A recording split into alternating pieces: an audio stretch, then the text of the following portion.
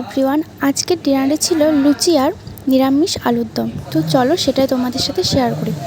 প্রথমে দেখো আলুগুলোকে কেটে নিয়েছি, তারপরে মশলা করে নিয়েছি। আদা, কয়েকটা কাজু বাদাম, চারমগজ আর কাঁচা লঙ্কা, শুকনো লঙ্কা বেটে নিয়েছি, আর কিছুটা দই ফেটিয়ে নিয়েছি, টক দই ফেটিয়ে নিয়েছি।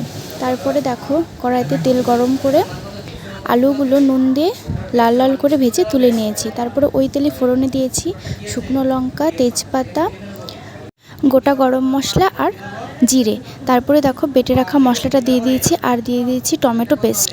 তো দেখো তারপরে দিয়েছি নুন, হলুদ, ভালো করে কষিয়ে নিয়ে দিয়ে দিয়েছি ডুমো করে কেটে রাখা ভেজে রাখা আলুগুলো। তো দেখো মশলা ভালো করে কষিয়ে নিয়ে দিয়ে দিয়েছি ফেটিয়ে রাখা টক দই। তার আবারও ভালো করে কষিয়ে নিয়ে দেখো দিয়ে দেবো পরিমাণ মতো জল। দেখো তেল ছেড়ে তার আগে দিয়ে দেবো সামান্য চিনি, দিয়ে আর একটু কষিয়ে নেব। তারপরে দেব ঝোলের জন্য সামান্য পরিমাণে জল। তারপরে দেখো ঝোলটা ফুটে এসেছে। তারপর নামানোর আগে দিয়ে দেব গরম মশলা।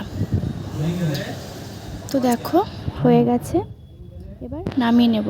তোমাদের এই নিরামিষ আলুর দমের রেসিপিটি কেমন লাগলো জানিও। আর আমার ভিডিও যদি ভালো লেগে থাকে তোমাদের, তাহলে একটি লাইক, কমেন্টস, সাবস্ক্রাইব করে দিও আমার চ্যানেলটিকে।